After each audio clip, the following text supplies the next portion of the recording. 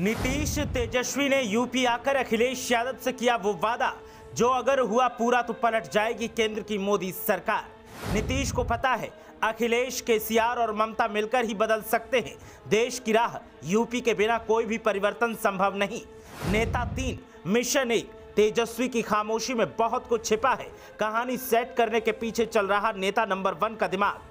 देखिए भाजपा को सत्ता से बेदखल करने का गैर कांग्रेसी प्लान क्या है। अगर 50% भी सफल हुए तो बदल जाएगी कहानी।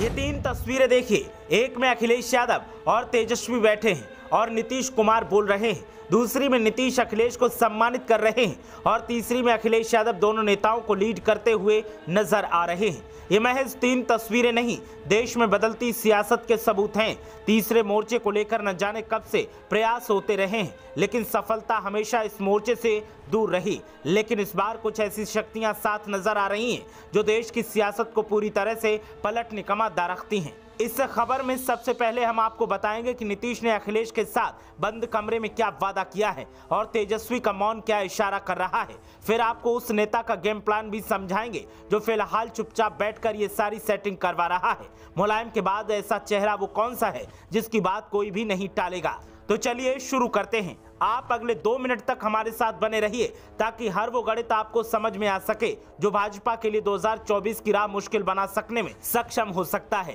बिहार के मुख्यमंत्री नीतीश कुमार जब लखनऊ पहुंचे तो अखिलेश यादव ने उनकी अगवानी की। प्रेस वार्ता में क्या कहा गया वो तो आपने सुन ही लिया होगा, लेकिन बंद कमरे में नीतीश ने अखिलेश से एक बड़ा वादा भी किया है। सूत्रों की माने तो अखिलेश यादव, केसीआर और ममता दीदी ने मिलकर पहले ही तीसरे फ्रंट की कहानी आधी सेट कर ली है। बस मामला इस बात पर फंसा है कि पूरे फ्रंट को लीड कौन सा नेता करेगा। नीतीश कुमार लीड करने को तैयार नहीं है और तेजस्वी के पास ऐसा कोई अनुभव नहीं है कि सबसे आगे खड़े हो सकें। इसका फॉर्मूला अखिलेश ने नीतीश को दिया तो नीतीश कुमार ने बड़ा वादा भी कर दिया है। दरअसल अखिलेश ने जिसके पास सबसे ज्यादा सीट उसी के पास फ्रंट को लीड करने का मौका दिया जाए। इस फॉर्मूले पर किसी को कोई ऐतराज भी नहीं होगा और इसी को लेकर नीतीश कुमार ने हामी भी भर दी है। खुद नीतीश अब ज्यादा लंबी राजनीतिक पारी खेलने के इच्छुक नहीं है। उनके परिवार से भी कोई सियासत में सक्रिय नहीं है। उनके बेटे ने भी सियासत में आने से इनकार कर दिया है। अखिलेश का ये दांव इसलिए भी महत्वपूर्ण है क्योंकि यूपी में ही लोकसभा की सबसे ज्यादा सीटें हैं और इसीलिए अखिलेश के पास सबसे ज्यादा सीटें जीतने का मौका भी है। एक ओर अखिलेश और नीतीश के बीच बातचीत चलती रही तो दूसरी ओर तेजस्वी यादव हाँ में हाँ मिलाते नजर आए और ज्यादातर वक्त चुप्पी साधे रहे। प्रेस वार्ता में भी उन्होंने कुछ नहीं बोला।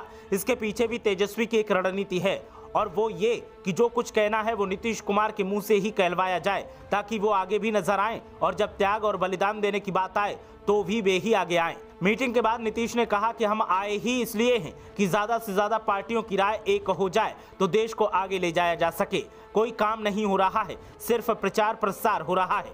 पार्टियों के साथ बैठकर बातचीत हो रही है और मिलकर हम काम करेंगे ताकि ये देश आगे बढ़ सके और बीजेपी से मुक्ति मिले। इधर अखिलेश यादव, नीतीश कुमार और तेजस्वी यादव की मीटिंग चल रही थी तो उधर एक नेता हर प्रगति पर पूरा ध्यान दे रहा था। इस नेता का नाम है लालू प्रसाद यादव। अपना इलाज करवाकर आजकल दिल्ली में वक्त बिता रहे लालू प्रसाद यादव वो चेहरा है जो तीसरे मोर्चे को लेकर सबसे अहम है। अपनी सीनियरिटी की वजह से वे आज के सभी तीसरे फ्रंट के नेताओं के बीच सर्वमान्य चेहरे के तौर पर स्वीकार हैं। मुलायम सिंह के जाने के बाद उनके कंधों पर सबको एकजुट करने का जिम्मा भी है, सबको कंट्रोल भी कर रहे हैं। तेजस्वी की सफलता के लिए भी पर्दे के पीछे लालू ही हर कहानी सेट कर रहे हैं। दरअसल लालू प्रसाद यादव की नजर यूपी, बिहार और पश्चिम बंगाल पर है। अगले साल होने वाले लोकसभा चुनाव में देश में उसी की सरकार बनेगी जो इन 3 राज्यों में अच्छा प्रदर्शन करेगा। इन राज्यों में 162 लोकसभा सीटें हैं। पश्चिम बंगाल में 42, बिहार में 40 और उत्तर प्रदेश में 80 लोकसभा सीटें हैं। राजनीतिक विश्लेषकों की माने तो मिशन 2024 को लेकर नीतीश कुमार जिस तरह से एक्टिव दिखाई दे रहे हैं उससे इस बात का अंदाजा लगाया जा सकता है कि वो इस कवायद को लेकर कितने गंभीर हैं। अभी फिलहाल नीतीश भले ही पीएम पद की दौड़ में अपने आप को नहीं बता रहे हैं, लेकिन आने वाले समय में वो अपने पत्ते खोल सकते हैं। ब्यूरो रिपोर्ट, मीडिया हलचल।